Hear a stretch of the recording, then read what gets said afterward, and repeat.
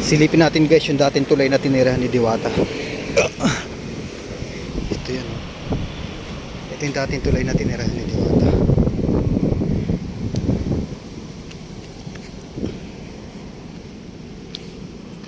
Yan. Ayan. Ito yung signature. Oh, may naliligo pa oh. Ito yung signature na dating tinirahan ni Diwata. Oh, grabe oh. Signature place. Ito yung condo nila Diwata at Fiona. May naliligo pa. Tapos ayan pala yung mga kubol-kubol nila, yung mga per unit nila Diwata oh. Puro dong. Ayan oh. Ang laki ng mga unit ni Diwata. Ayan oh, may aso. Dito sila dati nakatira. Ha? Wala si Diwata dito? Wala si Diwata?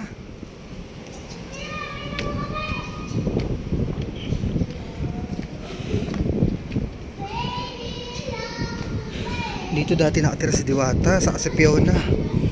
Dito pa rin naman sila.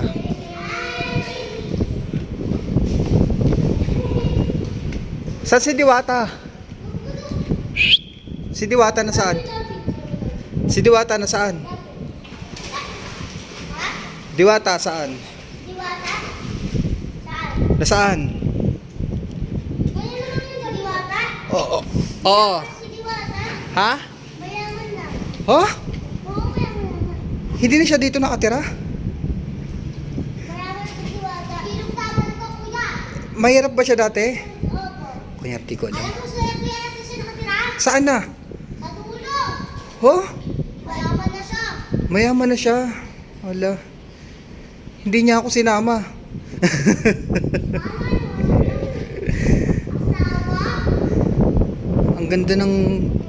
Ang ganda ng aura dito sa ano, talagang peacefully yung aura eh. Malalim ba diyan? Kuya, may entrance dito. Ha? May entrance. May entrance fee pa. Ang ganda ng ano Diwata oh. Pag nandito ka sa baba, talagang ano eh, peacefully yung ano mo eh. Kakaibang tanawin. Dito sila nagbugbugan, si Diwata. Ayan. May mga pangalan na yung mga tari-tarima na yan. Kunyari, ayan. Rona, ayan, kay Rona yan. Yung unit na yan, kay Rona yan. Ito naman, Love Your Enemy. Yan. Sa kanya yan. Ito, tarima din daw to ni ano. You cannot put God down. They just fade away. Yan. Ibig sabihin, may mga marka. Itong per unit na yan, may mga may-ari na yan.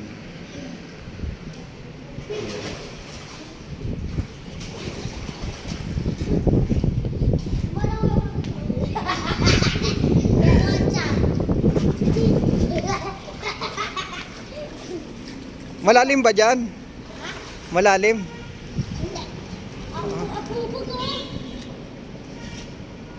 Yan. Dito rin siguro dati naliligo si Diwata. Saan naglalaba? Dito rin siguro siya dati naglalaba. Saan naliligo? May pupugulit. Hala oh. Gato. Problema, paano tayo babalik sa taas? Kung makabalik sa taas, babalik na lang ako dun. Try ko muna dito kung paano pero mataas para matarik.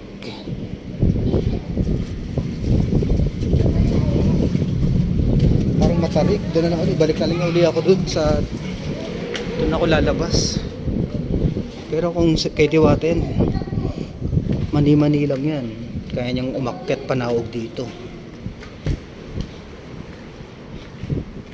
Ang ganda talaga ng ambience oh. Yung kakaibang tanawin. Siguro dito nag-relaxation si Diwata. Pati yung mga boilets niya siguro dito. Kaya lang may aso. Pero ang tahimik naman yung aso. Hindi ka naman kakahulan. Yun yung aso.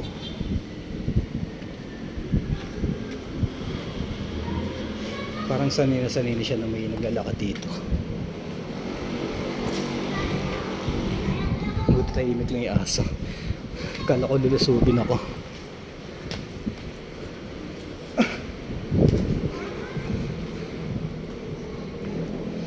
So, kingdom. So, yun. Ito yung kingdom ni Diwata sa Anipiona. Ay, makakit na nga. Binabalik-balikan ni Diwata to eh. Kasi ito yung mga time na yung walang-wala siya. Ayun, para sa kanya ang sarap balik-balikan. Sarap balik-balikan Diwata. Grabe no. Yung mga panahong walang-wala siya. Ngayon binabalik-balikan na lang niya yung mga lugar na yung may pera na siya ngayon.